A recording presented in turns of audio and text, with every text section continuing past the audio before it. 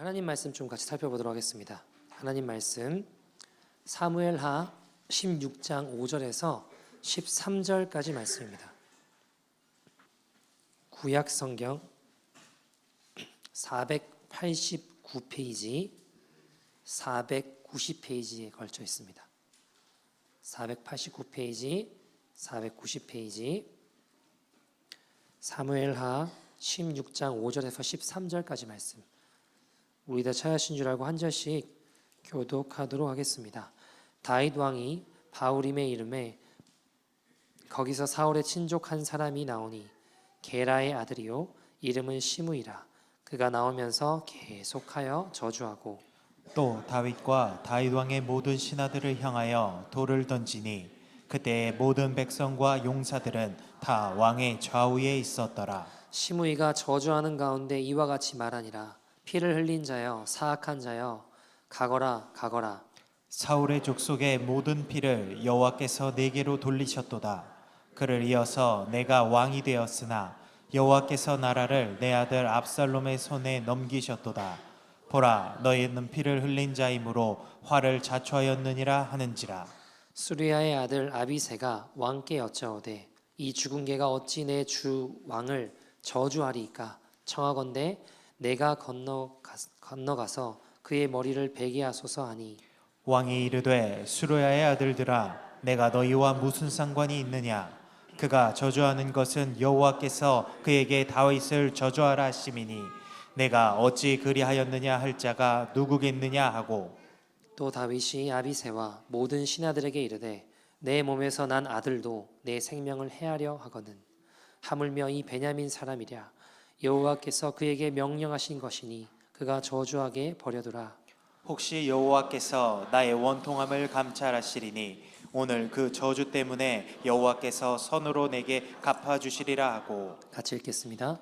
다윗과 그의 추종자들이 길을 갈 때에 시므이는 산비탈로 따라가면서 저주하고 그를 향하여 돌을 던지며 먼지를 날리더라. 아멘. 하나님의 말씀입니다. 저희가 교회가 여기 전에 이제 핀치 쪽에 어떤 이란 교회 쪽에서 렌트를 해서 예배를 드리고 있을 때였습니다. 근데 캐나다가 시간이 지날수록 점점 더 더워지잖아요. 그 교회도 전에는 에어컨 없이 특별히 뭐 덥지 않다 싶어서 에어컨 없이 잘 예배를 드렸던 건가 봐요. 근데 자꾸 날씨가 더워지다 보니까 해가 바뀔수록 더워지다 보니까 저희도 너무 더워서 이게 안 되겠다 싶어서 그 교회에다가 이야기를 했어요. 에어컨을 다는 게 어떻겠냐라고 이야기를 하니까 너무 비싸대요. 너무 비싸서 못 달겠대요. 그래서 저희가 이제 견적을 좀 내보고 알아봤습니다. 그래서 다시 제안을 하기를 견적 절반은 우리가 감당하고 절반은 본교회 니네가 담당하면 어떻겠냐. 에어컨을 달자. 이렇게 다시 제안을 했습니다. 근데 그 일을 놓고 성도님 중에 몇몇 분들이 이거 달아도 우리가 여기서 나갈 때 못 들고 나간다고. 이거 달면 여기 주는 거다. 여기 하는 거다. 여기 우리 게 아니라 여기 주고 나가야 된다. 라고 우리 게 아니라고 이야기를 하시더라고요. 제가 뭐라고 말씀드렸냐면 그러면 그럴수록 그럼 우리가 더 해야 된다고. 우리 게 아니니까 얼마나 감사한 일이냐고. 우리 게 아니라 저 사람들 주는 거고 우리 게 아니라 이 교회 돕는 거라면 그러기에 더 해야 되는 거라고. 그래서 다시 이야기를 하고 거기에 에어컨을 달게 되었죠. 여러분 같은 일이지만 보는 것에 따라서 되게 다를 수 있더라고요. 같은 일인데 어떻게 보느냐에 따라서 너무 다를 수 있더라고요. 물론 그 해에 저희가 에어컨을 늦게 달아서 몇 번 못 틀었어요. 그리고 그 후년에 팬데믹이 터져가지고 저희는 뭐 나왔습니다. 그러나 여러분 감사하죠. 그 교회에 에어컨 설치해 줄 수 있어서 우리가 도울 수 있다면 감사한 일 아닙니까?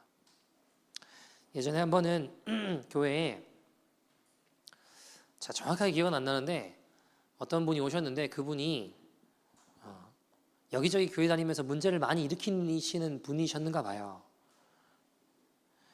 그래서 그분을 알아본 한 성도님이 야 이거 어떡하냐 우리 교회 저 사람이 왔다 하면서 걱정된 어투로 이야기를 하셨죠. 그걸 들은 한 성도님이 이렇게 이야기를 하셨습니다. 정말 그런 분이라면 오히려 기대가 되지 않냐고. 뭐가 기대가 되냐? 걱정이 되지. 그러니까 저분이 정말 그런 분이라면 우리 교회에 와서 변화될 수 있지 않겠냐고. 저분이 변화되어서 거듭나서 새롭게 되어 하나님 사용하실 모습이 기대가 된다고. 저분이 만약 정말 다른 교회 어느 교회를 가도 문제만 일으키고 변화되지 못했다면 우리 교회는 가능하지 않겠냐고. 주님이 수많은 사람들을 변화시킨 것처럼 저분에게도 역사하지 않겠냐고. 그러니까 기대가 된다고, 감사하다고 이야기하시더라고요. 자, 여러분, 같은 사람을 보고도, 같은 일을 보고도 전혀 다르게 보고 전혀 다르게 해석하는 분들이 계십니다. 한 분은 어때요? 걱정과 원망과 불평과 염려에 섞인 말씀을 하시고, 다른 한 분은 어때요? 같은 일인데 전혀 달리 오히려 기대하시고 감사하시더라고요. 여러분, 우리는 이렇게 같은 상황 속에서도 전혀 다른 태도를 취하며 살아갈 수 있습니다.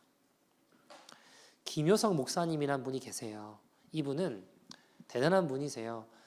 나병 환자들, 레프러시들만 섬기면서 살아가고 계세요. 지금은 중국에, 여러분 중국에는요, 우리는 뭐 소록도 해가지고 나병 환자 좀 모여 사는 정도지, 중국은요 한 성이 다 나병 환자들이 모여 사는 성이 있대요.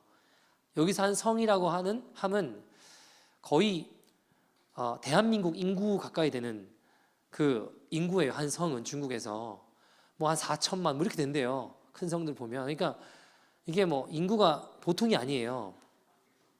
근데 한 성이 나병 환자들인 사람들이 있는 곳에서 거기 들어가 사역하는 분이에요. 그분들이 이분 품에 안겨서 죽어요. 죽을 때가 되면 이분을 기다려요. 이분이 기도받고 죽는다고. 근데 이분이 한 번은 이제 섬에 나병 환자들 모여 사는, 레퍼러스 모여 사는 마을에 들어가셨습니다. 그분들을 섬기려고. 근데 어떤 한 분을 봤는데 손가락에 우리가 10개잖아요. 3개밖에 안 남았더래요. 그래서 그분을 만났는데 이분이 얼마나 힘들까 마음이. 그러니까 뭐 나병 환자다 보니까 이게 손가락이 툭 하고 떨어지고 툭 하고 떨어지고 코가 뭉개지고 이럴 거 아닙니까?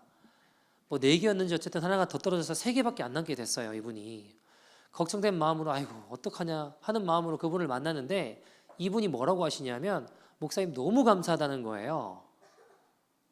뭐가 감사해요? 손가락이 3개밖에 안 남았는데.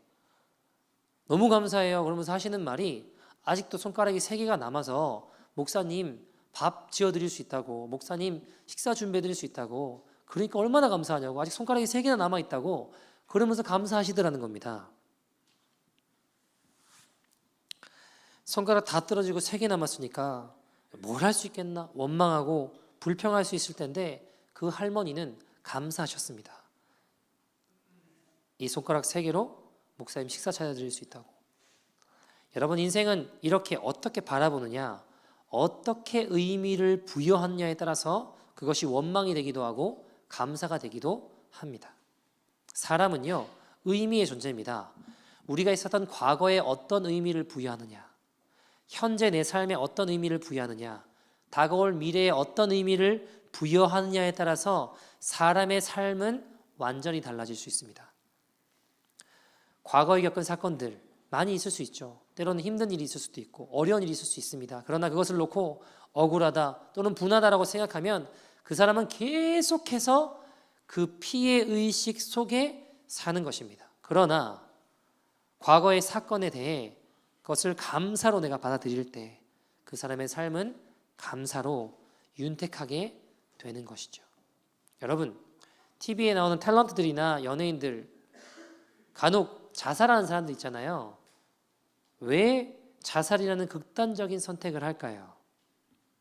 그것이 인기가 되었건 뭐가 되었건 무엇이 됐건 관계없이 내 삶의 의미를 잃어버렸기 때문입니다. 인기가 내 삶의 의미였다면 그것이 없어지는 순간 내 삶이 없어지는 거예요. 무슨 말인지 이해되시죠? 그러니까 내가 의미를 부여한 그것이 없어지게 된다고 느끼기 때문이에요. 내 삶은 그럼 의미가 없고 앞으로도 그럴 것이라고 생각하면 사람이 살아도 사는 것이 아니게 되는 겁니다. 여러분, 오늘 우리가 추수감사절이에요. 땡스기빙이죠.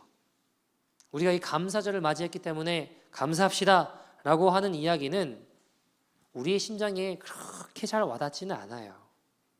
그렇지 않습니까? 감사는 우리 의지로 되는 부분도 있지만 때로는 우리 인생에 내 눈앞에 펼쳐진 태산 같은 어떤 상황들, 일들, 내가 어찌할 수 없는 상황에서 감사라고 하는 게 이거 뭐 불가능처럼 느껴지기도 하더라는 거예요. 여러분, 그럼 우리가 어떻게 감사할 수 있을까요? 어떻게 해야 감사할 수 있을까요? 감사는 우리의 삶이 하나님의 주권 아래 있음을 분명히 알고 시인할 때 가능합니다. 아, 내 삶이 지금 하나님의 돌보심 아래 있구나. 지금 내 삶이 하나님의 주권 아래 있구나. 하나님이 실수하지 않으심을 알 때, 우리의 삶이 하나님의 손에 있다는 것을 알 때 감사할 수 있더라는 거예요. 어떤 한 성도님이 최근에 여러 가지 어려운 일들을 겪으시고 어려운 일들이 겹쳐서 막 일어나니까 감당이 될까요, 안 될까요? 감당이 안 되는 거예요. 절망과 걱정만 가득하시게 된 거죠. 기도를 한다고 하지만 현실의 벽 앞에 고난이라고 하는 그 여겨지는 상황 앞에서 그 상황만 보니까 어때요? 두렵고 힘든 생각들만 계속해서 내 안에 일어나는 겁니다. 기도를 한다고 하지만 돌아서면 또 힘들고 이 상황이 괴롭고, 근데 어느 날 주방에서 설거지를 할 때인가 이렇게 설거지를 하고 있는데 주님이 갑자기 말씀하시더래요. 이렇게 물어보시더래요. 너 수년 전에 나에게 했던 기도가 생각나냐? 네 가정만 지킬 수 있고 남편만 변화시켜 주시면 나 더 바랄 게 없다고. 하나님, 내 인생의 유일한 소망이라고. 하나님 제발 역사해 달라고 기도했던 거 기억나냐? 근데 내가 어떻게 역사했느냐? 네가 기도한 것보다 기도한 것 이상으로 내가 크게 역사하지 않았느냐?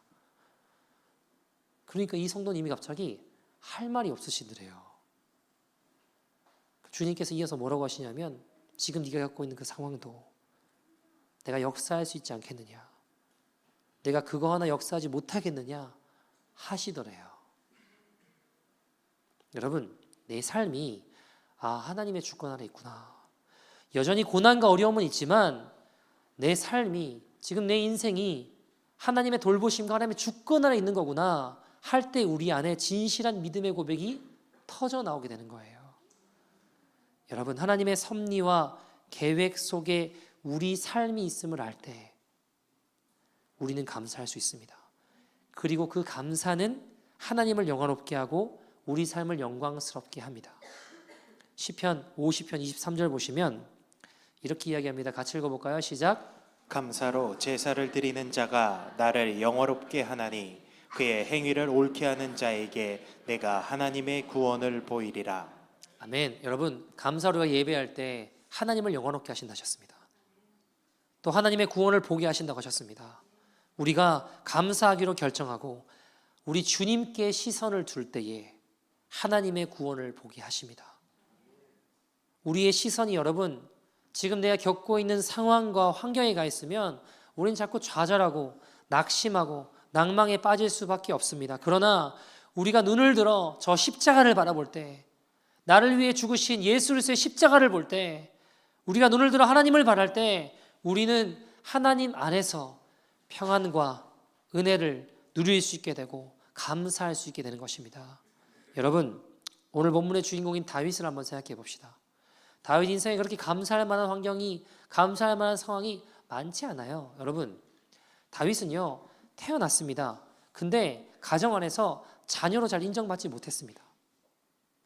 당대 최고의 하나님의 사람이라고 여겨지던 사무엘이 아버지 이새에게 가서 이야기합니다. 네 자식들 다 불러 모아라. 내가 축복하고 같이 예배드리고 기도하자. 그러면 여러분 얼마나 기쁘겠습니까? 다 불러 모았대요. 누구만 빠져 있어요? 다윗만 없어요. 다윗 뭐 하고 있었어요? 당시 종들이 하고 있는 양치기 하고 있었다고요. 성경은 다윗의 엄마가 누군지 밝히고 있지 않습니다. 불행한 출생 가운데 태어났을 수도 있어요. 어쨌든 다윗은 아들이라 취급받는 게 아니라 종 취급받고 있었어요. 이 아들 여기 있는 게 네 아들 다냐 그러니까 기억도 잘 못해요. 그러다가 하나 더 있긴 한데 걔는 아니라고 조용히 하고 데려오라고. 그게 다윗 오잖아요. 여러분 자녀로 취급받는 게 아니라 거의 슬레이브, 노예, 서번트, 종 취급받는 게 다윗의 인생이었어요. 그뿐이 아니에요, 여러분. 하나님의 은혜로 골리앗을 무너뜨리고 승승장구했는데 한 나라를 잘 지키는 장군감인데 그 나라의 왕이 나를 죽이려고 해요. 도망 다녀요. 왕이 막 군대를 이끌고 막 몇천 명 데리고 나를 죽이려고. 여러분 한 달, 두 달, 1년, 2년이 아니에요. 10수년을 광야에서 도망 다닙니다. 동굴에 숨어 있고요. 발을 뻗고 편하게 잠이라도 잤겠습니까? 언제 죽을지 모르는데 뭘 감사할 수 있어요, 여러분 이 상황에. 근데 여러분 다윗은 사울 왕에게 쫓기는 중에도 감사와 찬양을 하나님께 올려드렸습니다. 시편 57편 보시면 여러분 시편의 고백이 그런 고백들이 많거든요. 다윗이 굉장히 어려움 가운데 미친 척하고 도망 다닐 때 블레셋 앞에서 광야에서 동굴에서 하나님 앞에 드린 찬양과 감사의 고백들이 많아요. 시편 57편도 그 중에 하나입니다. 시편 57편에 보시면 그 머릿말에 뭐라고 되어 있냐면 다윗이 사울을 피해 굴에 숨어 있을 때라고 이야기해요. 그러니까 지금 어떤 상황이에요? 다윗이 사울 왕에게 쫓김을 당하고 도망 다니면서 굴에 숨어 있을 때 쓴 성경 말씀이에요. 찬양이에요. 57편 7절에서 9절 보시면 7절에 이렇게 이야기합니다. 하나님이여, 같이 읽어볼까요? 하나님이여 내 마음이 확정되었사오니 내가 노래하고 자 보세요. 지금 어떤 상황이라고요? 사울 왕이 나를 죽이려고 쫓아다니고 있는, 도망 다니고 있는 상황이에요. 근데 다윗이 무슨 고백을 하는 거예요? 하나님이여 내 마음이 확정되었어. 내가 뭐 한대요? 노래하고 주님을 찬송합니다 라고 이야기해요. 8절에 내 영혼아 깨일지어다 비파야 수구마 깨일지어다 내가 새벽을 깨우리로다. 9절 이렇게 이야기해요. 같이 읽어볼까요? 시작. 주여 내가 만민 중에서 주께 감사하오며 중에서 주를. 자, 도망 다니고 언제 죽을지 모르는 그 상황 가운데 지금 다윗의 고백은 뭐예요? 내가 만민 중에 주님께 감사한대요. 문나라 중에 주를 찬송한대요. 여러분, 그가 감사와 찬양을 어떻게 이 상황 가운데 언제 죽을지 모르고 도망 다니고 있는 비참한 상황 가운데 어떻게 하나님께 감사하고 찬양하고 내 마음이 확정되었습니다. 내가 주님을 노래합니다. 내가 주님을 찬양합니다. 어떻게 이렇게 고백할 수 있을까요? 여러분, 다윗은요, 다윗의 시선이 다윗이 그렇게 감사와 찬양을 하나님께 올려드릴 수 있었던 건 그의 눈이 지금 내가 겪고 있는 상황과 환경이 아니라 그의 눈이 온전히 하나님께 가 있었기 때문입니다. 그리고 그가 감사하며 끝까지 신뢰했던 하나님은 그를 환난에서 건져내시고 약속을 신실히 지키셨습니다. 여러분 오늘 본문 보세요. 어떤 내용인가요? 다윗의 아들 압살롬의 반란으로 말미암아 생명을 부지하려고 비참하게 도망다니고 있는 상황입니다. 비참하게 쫓겨다니는 상황입니다. 더 기가 막힌 게 뭔지 아세요? 오늘 본문에 시므이라고 하는 밥을 많이 먹게 생긴 이상하게 생긴 사람이 다윗에게 막 흙먼지를 날리며 돌을 던지며 욕을 하는 거예요. 욕을 하는 겁니다. 6절 말씀 보세요. 6절 또 다윗과 다윗 왕의 모든 신하들을 향하여 지금 시므이가 하는 거예요. 5절 보시면 시므이가 그가 나오면서 계속하여 저주했대요. 6절 또 다윗과 다윗 왕의 모든 신하들을 향하여 어떻게 했대요? 돌을 던져요. 그때 모든 백성과 용사들이 다 다윗 왕 좌우편에 있었어요. 자, 무슨 상황이에요? 갑자기 막 흙먼지 날리면서 다윗을 저주하면서 돌을 던지는 거예요. 여러분 지금 다윗 상황이요. 안 그래도 힘들어 죽겠는데 여러분 입장 바꿔놓고 생각해 보세요. 여러분 자녀가, 여러분 자식이, 여러분 아들이 여러분을 죽이려고 해요. 여러분 죽이려고 쫓아와요. 쫓아다녀요. 얼마나 기가 막힌 상황입니까? 그런 상황인데 시므이라고 하는 사람이 막 흙먼지 날리면서 7절 보시면 시므이가 저주하는 가운데 이와 같이 말하니라. 뭐라고요? 피를 흘린 자여 사악한 자여 가거라 가거라. 여기서 사악한 자라는 말은 원어를 살펴보면요, 당시 상황을 보면 이건 거의 쌍욕이에요. 쌍욕을 다윗한테 막 하는 거예요. 얼마나 열받아요. 뭐 이런 놈이 다 있나. 가서 저는 좀 혼내줘라. 다윗의 부하가 안 그래도 딱 다윗의 마음을 아는 것처럼 이야기를 해요. 9절 같이 읽어볼까요? 시작. 스루야의 아들 아비새가 왕께 여짜오되 이 죽은 개가 어찌 내 주 왕을 저주하리이까. 청하건대 내가 건너가서 그의 머리를 베게 하소서 하니. 아멘. 이 죽은 개가가 누구냐면 시므이예요.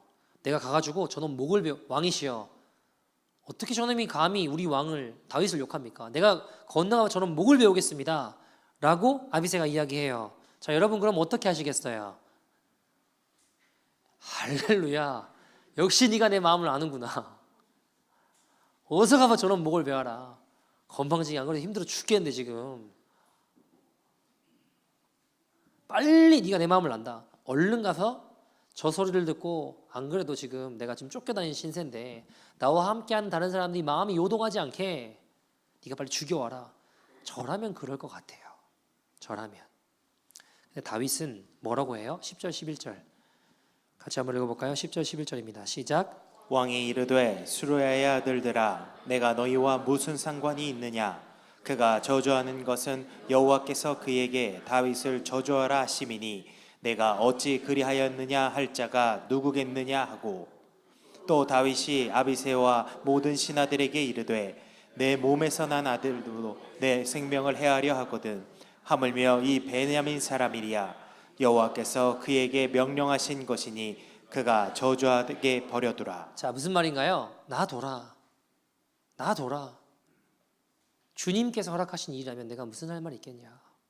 주님께서 허락하신 일이라면 무슨 할 말이 있겠냐. 놔둬라 라고 이야기하는 거예요.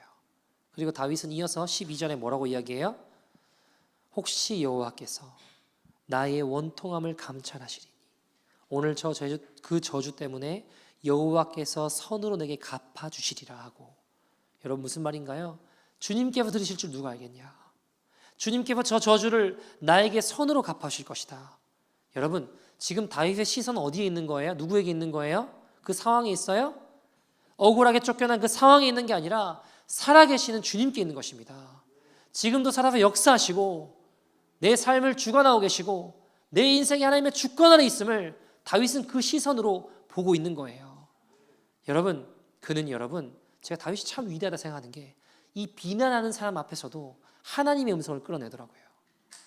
나를 향해 비난과 나를 향해 원망의 말을 쏟아나는 그 말 속에서도 하나님의 음성을 끌어낼 수 있는 게 다윗이었습니다. 여러분 이런 다윗은 결국 하나님께서 뭐라고 하시죠? 내 마음에 합한 자다 하세요. 모든 이스라엘 왕들을 누구와 비교하세요? 다윗과 비교하세요. 넌 다윗의 길로 걸어갔냐? 넌 다윗의 길로 걸어가지 않았냐? 이것과 비교하신다고요. 여러분 그뿐 아니라 바울과 실라를 한번 생각해 봅시다. 귀신 들린 사람이 있어요. 그래서 쫓아내줬어요. 그 여정을 고쳐줬습니다. 그러면 감사해야 될 거 아닙니까? 그죠? 근데 어떤 일이 벌어져요? 감사하기는커녕 바울과 실라는 흠뻑 두들겨 맞고 제일의 감옥에 갇혀요. 얼마나 열받아요. 내가 뭘 잘못했냐 이거예요. 귀신 들린 사람 귀신 쫓아내주고 도와준 것밖에 없는데 그럼 감사해야지. 나한테 막 두들겨 패더니 감옥에 집어넣어요. 얼마나 기가 막힙니까? 상황을 보면 감사가 안 돼요. 근데 여러분 바울과 실라는 뭐예요? 거기서 감사와 찬양을 주님께 드렸습니다. 어떤 일이 벌어지나요? 어떤 일이 벌어져요? 옥문이 열리는 기적이 일어났습니다. 여러분 바울과 실라는, 다윗은 그들이 광야에서도, 그들이 감옥에서도 하나님의 주권 앞에 자신을 드렸습니다. 하나님의 주권 앞에 자신을 드릴 때 그들에게는 감사와 찬양이 터져 나올 수밖에 없고 흘러나올 수밖에 없는 것입니다. 여러분, 우리의 삶이 감사할 만한 상황이 없으세요? 상황상 그럴 수 있습니다. 상황상 지금 상황은 이거 감사할 만한 상황이 아니라 억울하고 힘들고 괴롭고 어려운 상황이 있을 수 있어요. 어디를 봐도 소망의 가능성이 없고 왜 내게 이런 일이 자꾸 벌어지는지 고통스러운 사람이 있을 수 있습니다. 사랑하는 여러분, 그때 우리가 취해야 될 건 살아계신 주님을 바라보십시오. 그리스도의 십자가 앞으로 나아가십시오. 여러분, 주님 바라보러 가는 건 추상적인 이야기가 아니에요. 내 인생이 하나님의 주권을 인정하고 우리의 삶이 그분의 가슴 속에 있다는 것을 분명히 기억하고 믿을 때 우리의 삶은 감사로 이 어려움을 넉넉히 이길 수 있게 되는 것입니다. 여러분, 믿고 맡길 때 우리 삶은 감사할 수 있게 되는 겁니다. 여러분, 예배가 무엇입니까? 여러분, 감사해서 예배 드리시나요? 제가 함부로 이렇게 말할 수는 없지만 제 경험상 감사할 만한 상황이 돼서 예배 드리는 것보다 그렇지 못할 때 감사하기로 결정하고 예배 드릴 때가 더 많더라고요. 우리가 감사하기로 결정하고 찬양하기로 주님을 높이기로 결정하고 주님을 높일 때 어떤 일이 일어났습니까? 회복과 새롭게 하신 은혜 가운데 우리가 거하는 것들을 우리는 경험했습니다. 여러분, 우리가 감사하기로 결정하고 찬양하기로 결정할 때 우리의 삶에 감사할 만한 조건들이 생겨나게 됩니다. 여러분, 손양화 목사님 아시죠? 여수 순천 반란 사건 있을 때 공산당에 의해서 내 사랑하는 아들 둘을 잃게 됩니다. 얼마나 기가 막힌 일입니까? 무엇이 그 고통에 비교할 수 있겠습니까? 멀쩡한 내 두 아들이 하루아침에 죽었어요. 똑똑하고 잘난 장남과 차남이 공산당의 손에 죽임당했습니다. 여러분, 우리가 죽는 게 아니라 자녀가 아프기만 해도 마음이 무너지잖아요. 마음이 힘들지 않습니까? 근데 아픈 게 아니라 하루아침에 죽었어요. 죽임당했습니다. 얼마나 화가 나고 그 원수가 얼마나 죽이고 싶겠습니까? 여러분, 그 상황에 감사가 나올 수 있을까요? 없어요. 그런데 손양화 목사님은 그 아들들의 장례식에 10가지 감사라고 하는 기도를 주님께 드리셨습니다. 이 기도문이 두 아들의 장례식에 드려진 기도입니다. 첫째, 나 같은 죄인의 혈통에서 순교의 자식들이 나오게 하셨으니 하나님께 감사합니다. 둘째, 삼남 삼녀 중에서 가장 아름다운 두 아들 장자와 차자를 바치게 된 나의 축복을 하나님께 감사합니다. 셋째, 허다한 많은 성도들 중에 어찌 이런 보배를 주께서 하필 내게 주셨으니 그 점 또한 주께 감사합니다. 넷째, 한 아들의 순교도 귀하다 하거늘 하물며 두 아들의 순교이리요. 하나님 감사합니다. 다섯째, 예수 믿다가 누워 죽는 것도 큰 복이라 하거늘 하물며 전도하다 총살 순교 당함이리요. 하나님 감사합니다. 여섯째, 미국 유학 가려고 준비하던 내 아들 미국보다 더 좋은 천국에 갔으니 감사합니다. 일곱째, 내 사랑하는 두 아들을 총살한 원수를 회개시켜 내 아들 삼고자 하는 사랑의 마음 주신 하나님께 감사합니다. 여덟째, 내 두 아들 순교도 말미암아 무수히 천국의 아들들이 생길 것이 믿어지니 하나님 아버지 감사합니다. 아홉째, 이 같은 역경 중에서 이상 8가지 진리와 하나님의 사랑을 찾는 기쁜 마음, 여유 있는 믿음 주신 우리 주 예수 그리스도께 감사합니다. 열째, 나에게 분수에 넘치는 과분한 큰 복을 내려주신 하나님께 모든 영광 돌립니다. 여러분, 손양화 목사님은 그의 가치관과 그의 보는 눈이 달랐습니다. 손양화 목사님은 이 감사의 고백으로 출발해서 내 자신의 아들, 내 아들 둘을 죽인 그 살인범 원수 안재선을 손재선 삼아 자신의 양 아들로 삼을 수 있었습니다. 여러분, 우리는 어떠합니까? 우리는 어떠세요? 과거에 누가 나에게 상처 입히고 좋지 않은 기억은 평생을 잊지 않고 기억하며 살면서 하나님 우리에게 베푸셨던 은혜들은 너무 쉽게 잊지 않으십니까? 더 크고 놀라우신 행하신 하나님의 그 은혜들은 너무나 우리 삶에 쉽게 잊으면서 누군가 나에게 상처를 주고 누군가 나에게 어려움을 끼친 일은 잊지 않고 평생을 기억하며 우리가 살아가고 있지는 않으십니까? 사랑하는 여러분, 우리의 인생에 감사를 회복하기를 소원합니다.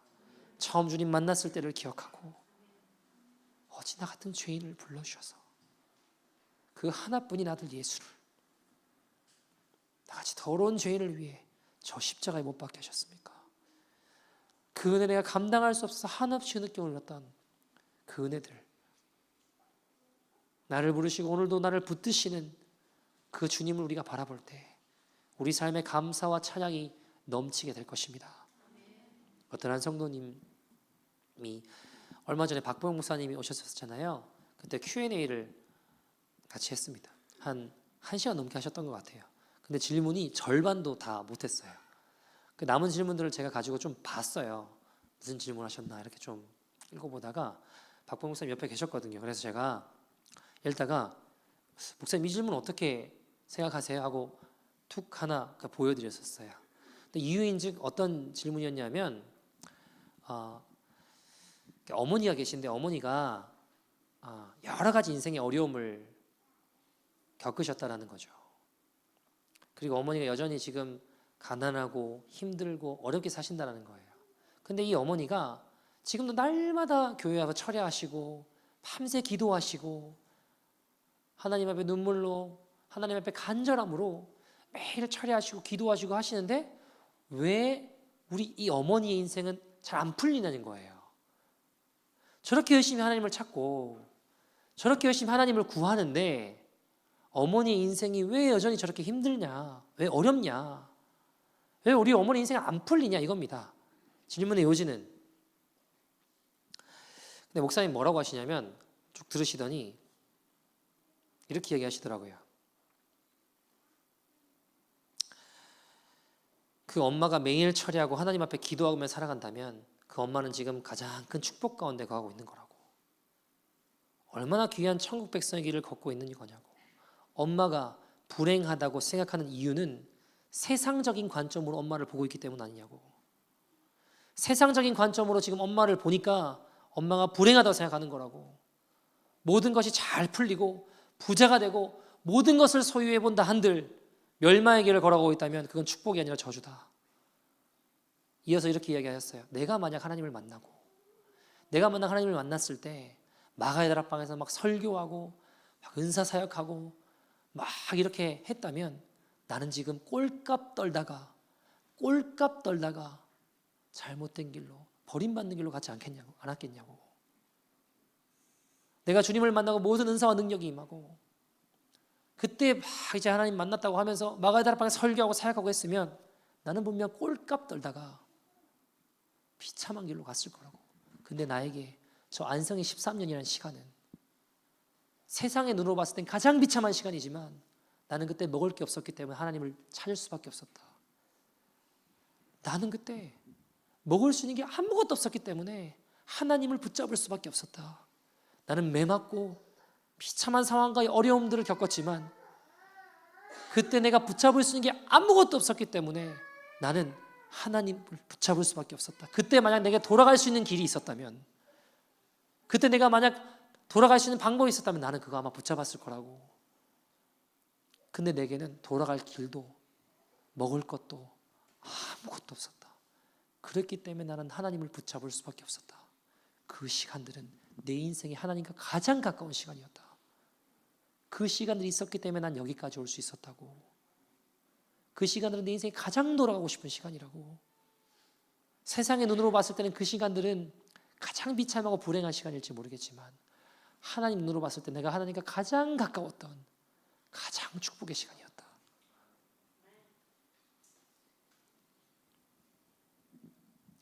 세상의 관점으로 보면 가장 비참한 시간이지만 천국의 관점으로 보면 가장 축복의 시간이었다고. 저 그 말씀하시는데 그 시간들을 감사함으로 여기시는 그 모습을 제가 보면서 망치로 머리를 한 대 맞은 것 같았습니다. 아니면 보는 관점이 전혀 다르시구나. 질문한 그 어머니는 세상적인 눈으로 보니 불행한 시간이지 천국의 시선으로 보면 누구보다 축복의 시간을 보내고 계신 거더라고요. 여러분, 우리가 우리 인생에 하나님 주권 아래 있음을 우리가 인정하고 발견하고 깨닫게 될 때 우리가 감사할 수 있습니다. 여러분, 우리가 인생에 때로는 말할 수 없는 비난을 받고 어려운 상황 가운데 처할 때가 있어요. 저도 여러분 캐나다 오고부터 지금까지 막 온갖 유언비어로 아직도 막 저를 막 욕하고 미워하시는 분이 계세요. 얼마 전에도 그분이 제가 뭐 캐나다에 목사 안수 받은 거, 학교 한국에서 뭐 대학원 한 거, 한국 그냥 정식 문교부 인가 받은 학교에서 저는 그냥 MDB 잘했거든요. 근데 여러 가지 것들로 막 비난해서 박범 목사님한테 또 카톡을 또 보내셨더라고요. 그래서 제가 목사님이 이제 물어보시더라고요. 지금.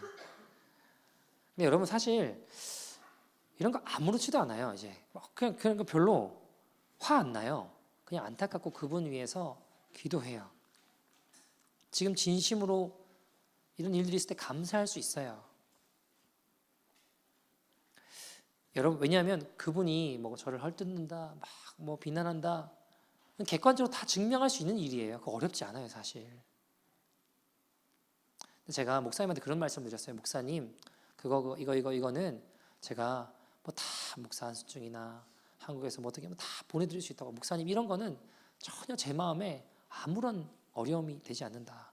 제 마음을 힘들게 하는 건 뭐냐면 이분은 난 이렇게 생각한다고. 목사님, 이분은 나를 잘 모르니까 이만큼 비난하시는 거라고. 나를 진짜 아시면 이 정도 비난으로 안 그치실 거라고. 이분은 내 드러난 어떤 이야기들을 가지고 이야기하니까 그거 어렵지 않다고. 근데 제가 제 마음만 들여다봐도, 목사님, 제 속만 들여다봐도 저는 이분이 저를 이야기하시는 것보다 제가 훨씬 흉악한 죄인이라고, 훨씬 더러운 죄인이라고. 근데 이분은 저를 잘 모르니까 이만큼 이야기하시는 거라고. 이분이 진짜 제 마음을 알고 제가 어떤 놈인지를 알면 제가 훨씬 더 흉악하고 더러운 죄인이기 때문에 내가 제 마음만 들여봐도 얼마나 추하고 더러운 자인지를 제가 안다고. 저는 드러나지 않은 죄가 훨씬 더 많은 자라는 걸 제가 너무나 잘 알고 있다고.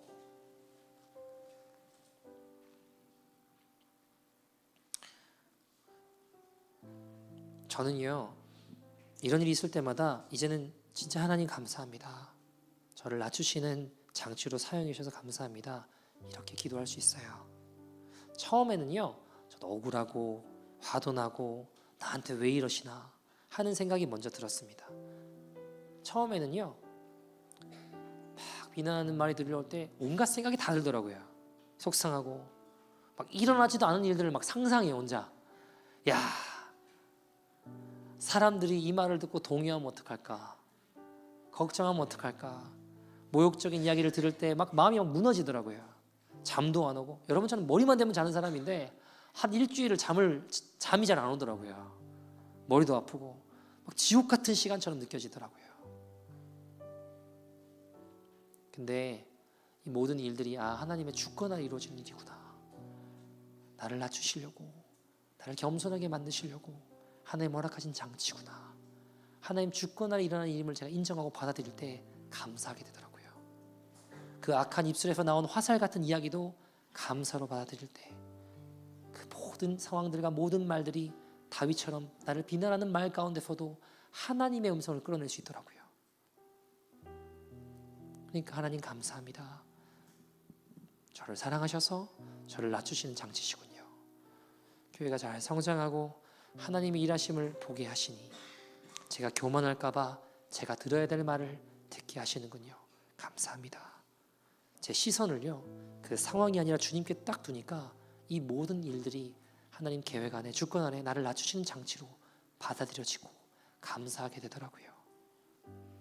여러분, 우리가 믿음으로 감사할 때 감사가 감사를 만들어냅니다. 그 감사가 또 다른 감사를 낳게 돼요. 여러분, 믿음으로 감사를 선포합시다. 감사로 주님을 영원롭게 하시고 하나님의 구원을 보게 하여 주시옵소서. 우리가 이 찬양하고 좀 같이 기도했으면 좋겠는데요. 충만이라는 찬양이 있어요. 혹시 아시는지 모르겠는데 이 찬양하고 좀 같이 기도했으면 좋겠는데요. 여러분, 하나님 앞에 우리가 같이 기도할 때에 하나님, 고난 가운데 그 상황 가운데 함몰되는 것이 아니라 눈을 들어 십자가를 보게 하여 주옵소서. 눈을 들어 살아계신 주님을 보게 하여 주옵소서. 그래서 내 삶이 하나님의 주권 아래 있음을 보게 하여 주시옵소서. 그러므로 우리의 삶에 참된 감사가 터져 나오는 믿음의 인생들 되게 하여 주시옵소서. 우리 마음 다해 함께 찬양하며 나가겠습니다. 무명이어도 공허하지 않는, 무명이어도 공허하지 않은 것은 예수 안에 난 만족함이. 가난하여도 부족하지 않은 것은 예수 안에 오직 나는 부요함이라. 고난 중에도 견딜 수 있는 것은, 고난 중에도 견딜 수 있는 것은 주의 계획 있기 때문이. 하나님, 나의 시선을, 하나님 나의 눈이 바뀌어 주님을 보게 하여 주옵소서. 내 안에 주님으로 충만하며 승리하는 믿음의 인생 되기를 소원합니다. 모든 것이 달라지게 하여 주옵소서. 난 예수로, 난 예수로, 예수로, 예수로 충만하네. 난 예수로, 예수로, 예수로 충만하네. 난 예수로, 예수로, 예수로 충만하네. 영원한 왕 내 안에 살아계시네. 내 몸이 약해도, 내 몸이 약해도 낙심하지 않은 것은 예수 안에 난 완전함이. 화려한 세상, 화려한 부럽지 않는 것은, 부럽지 않는 것은 난 예수로, 예수로 충만함이라. 난 예수로, 예수로, 예수로, 예수로 충만. 세상 모든 것들도 부럽지 않네. 난 예수로, 예수로, 예수로, 예수로 충만하네. 영원한 왕 내 안에 사랑. 난 예수로, 예수로, 난 예수로, 예수로, 예수. 세상 모든 풍파도 두렵지 않습니다. 세상 모든 풍파도 두렵지 않네. 난 예수로, 예수로, 예수로, 예수로 충만하네. 영원한 왕 내 안에 사. 우리 마지막으로 고백합시다. 난 예수로, 예수로 충만합니다. 난 예수로, 예수로, 예수로. 세상 모든 것들도 부럽지 않습니다. 모든 것들도 부럽지 않네. 난 예수로, 예수로, 예수로, 예수로 충만. 영원한 왕 되신 주님 내 안에 살아계십니다. 사랑. 난 예수로, 예수로, 난 예수로, 예수로, 예수로. 세상 모든 풍파도 두렵지 않습니다. 풍파도 두렵지 않는 예수로, 예수로, 예수로, 예수로 충만하네. 영원한 왕 내 안에 살아계시네. 사랑하는 여러분, 우리가 이 시간 믿음으로 감사할 때 그 감사가 또한 감사를 만들어낼 줄 믿습니다. 믿음으로 감사를 선포합시다. 감사로 주님을 영화롭게 하시고 하나님의 구원을 보게 하여 주시옵소서. 주님, 고난 가운데 그 상황 가운데 함몰되는 것이 아니라 내가 눈을 들어 주님을 보게 하여 주시옵소서. 눈을 들어 예수의 십자가를 보게 하여 주시옵소서. 내 삶이 하나님의 주권 안에 있음을 보게 하여 주시옵소서. 우리를 돌보시고 인도하시는 하나님의 그 능력과 은혜 안에 참된 감사가 터져 나오게 하여 주시옵소서. 우리 다같이 주의 이름 부르고 동서로 기도합니다. 주여,